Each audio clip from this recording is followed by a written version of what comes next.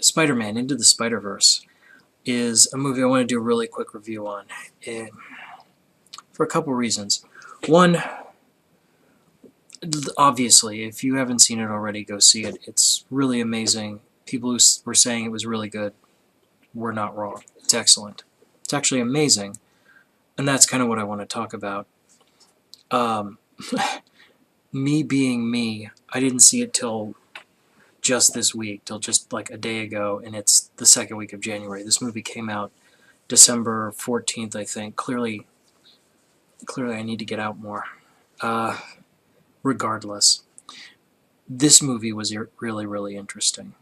It blew away some of my preconceived notions about Spider-Man, and for fuck's sake, Sony. And what I mean to say is this. From the beginning, this is going to be spoiler-free. Because for anyone, I would strongly recommend seeing this, and I don't want to ruin the surprises of this movie, which there were a couple. Getting the obvious stuff out of the way. It's an excellent film. It's very entertaining. It has multiple complete character arcs. The characters are well defined. It easily meets the minimum requirements of being an excellent film. It's not just a so-so film with nice visuals or something like that. Everything is excellent. But going through it briefly, it's preconceived notions.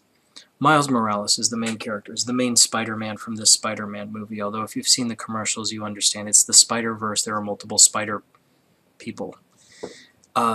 In this case, Miles Morales is our main point of view character. And Morales is...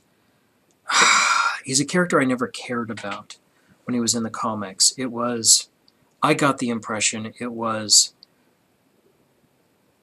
like Spider-Man had been around for a long time. This had to have been like the 90s or later, and they wanted some way to revitalize him.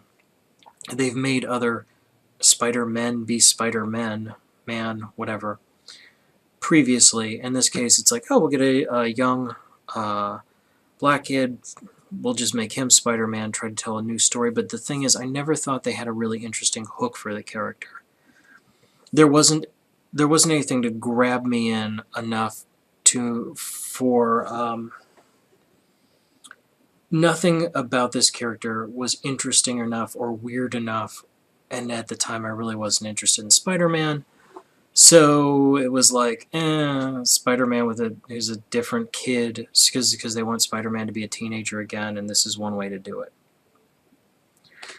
Not interested. Other preconceived notions. Sony sucks when it comes to movies lately.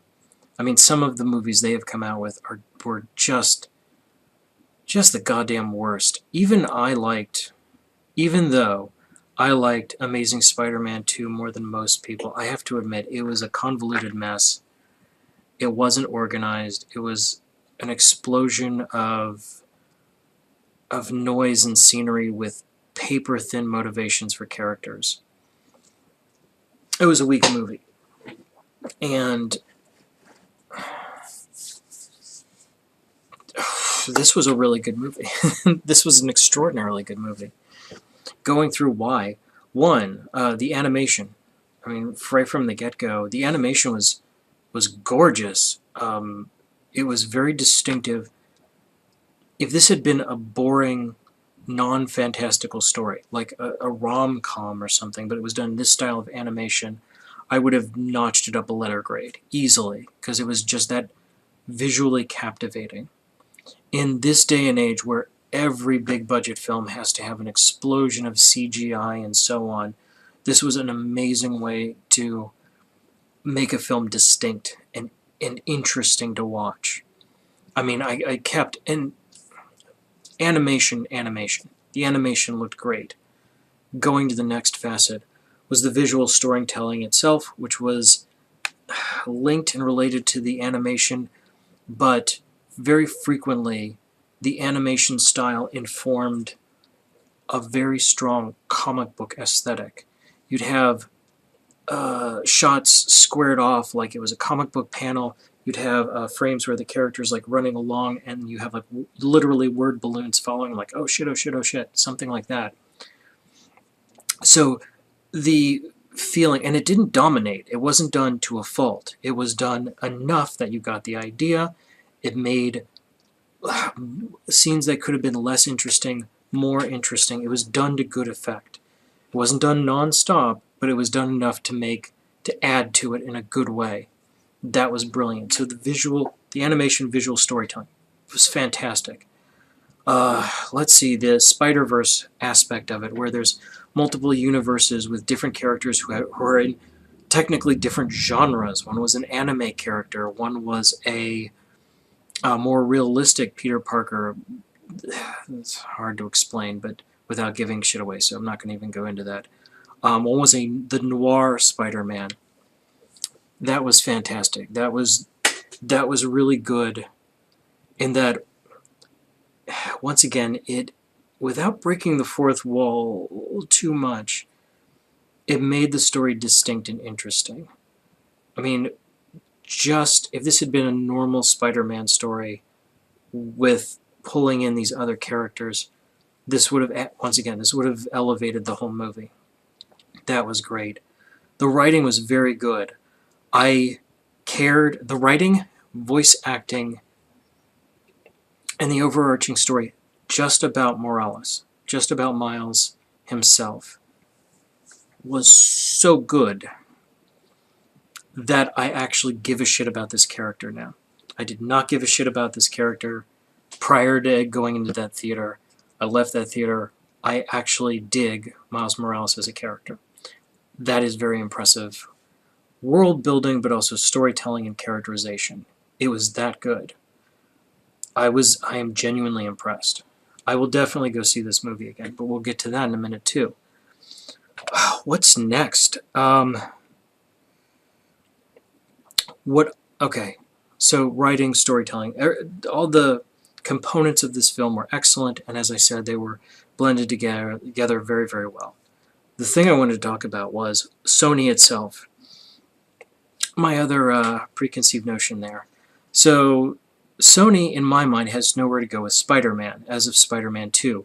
You have the Tom Holland Spider-Man, the Marvel Universe. You can't really divorce him from the rest of the Marvel Universe effectively. It would seem weird. He's so invested in Tony Stark, and Tony Stark is so invested in this character. It would be weird not to have the two in the same place at the same time. So how do you make a Spider-Man in a universe with no Marvel Universe? How do you bring Spider-Man outside the Marvel Universe, the greater Marvel Universe? This is how you do it. This movie is exactly how you do it. This is the correct way to do it. You don't make like a Sinister Six movie or whatever their crazy plans were for the Amazing Spider-Man 2. You do this. You do this exactly. And the fact that there are multiple universes, it's like, look, there's just multiple universes. That's the premise of this entire film. We can now have the noir Spider-Man movie. We can have Miles Morales. We can have the Gwen Stacy Spider-Woman. We could just, the Peter Parker, I mean, we could just have a separate movie for each of these characters now. It's genius. It's not the Marvel mold of building up your characters and then have one movie where they're all together. This is the exact opposite. This is what Warner Brothers Justice League was trying to do. Let's get all the characters together and then have them all in their separate spin-offs. They didn't do it very well. In fact, they did it horribly. This movie did it fantastically well. I would genuinely love to see, except for Spider-Ham, which is a goofy character, not really my thing, but I could see like a younger kid who saw this movie being invested in that, like, you know, someone who's into Minions or some other movie like that. In its own right, they've crossed demographics of this very well. I would love to see a noir Spider-Man movie. Love to see that Peter Parker. I would love to see Miles Morales. I would love to see Gwen Stacy. Hell, even the anime character. What was her name? Penny Parker or whatever. And if you have any two of them, and what's more is, yeah, if you have any two of them, they'd make a great buddy film, or a contrast between the two, or how they complement one another. That's genius, because Miles Morales is very clearly in this movie. No spoilers, but Miles Morales is very clearly in an alternate universe. He is not the mainline Spider-Man. You don't have to follow any rules anymore. If something isn't in continuity, hand wave, Miles Morales is in an alternate universe. He's in an alternate timeline where this is the main Spider-Man. Perfect. Genius, in fact. It just washes away all the continuity baggage that this movie might have had or future movies might suffer from. Brilliant. What else? You can bring in more Spider-Man. I would love to see Spider-Man 2099. I would like to see, God, if you're going to throw in Eddie Brock, what a great place to do it. You could throw in any of the villains, anything you have access to, and you can make up new stuff and you could change it around. There's just so many brilliant freaking ways you could do this damn thing. It's unreal. This is a real moment for this studio. They've actually done something extraordinarily correctly. I was hearing people reviewing this film and saying it was fantastic, and I didn't believe it. I flat out didn't believe it. Sony, Spider-Man, Miles Morales, I have so many doubts. Doubts gone now. What else? How do I review movies? What are the odds you're going to see this movie and not like it? Very low, but there is one thing. Particularly near the end of this film, this movie had a tendency to do the modern movie thing of just devolving into an explosion of action and visuals that are kind of, or if not fully impossible, nearly impossible to follow.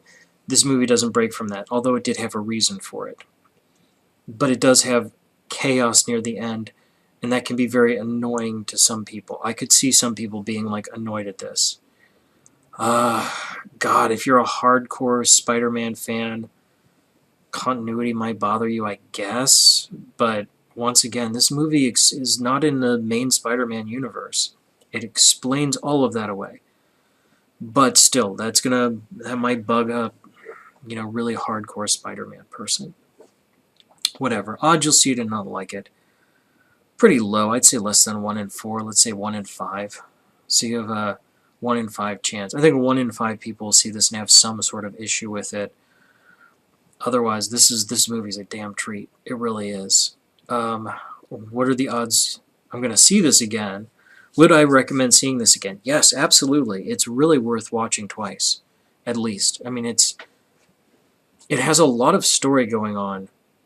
All of its loose ends are tied up. Everything develops properly, and there's a lot going on. So, yeah, there are things you might miss or things you might want to focus on again. I want to see it again. I plan on seeing it again. I'd recommend seeing it again. I think that's all I have to say about this film. I'm suddenly interested in Sony Spider-Man franchises now. If they can go from here, if they can springboard off of this into something at least equal to this film, they might have something on their hands. Something they've been trying to achieve for the better part of a decade. Anyway, that's me. I'm out.